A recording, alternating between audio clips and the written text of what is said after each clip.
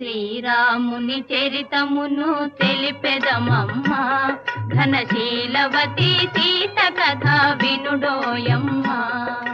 శ్రీరాముని చరితమును తెలిపెదమమ్మా, ఘనశీలవతి సీత కథ వినుడోయమ్మా.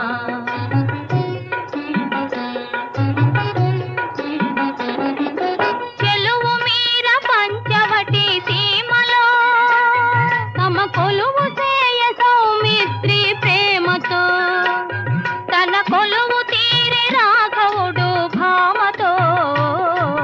శ్రీరాముని చరితమును తెలిపెదమమ్మా, ఘనశీలవతి సీత కథ వినుడోయమ్మా.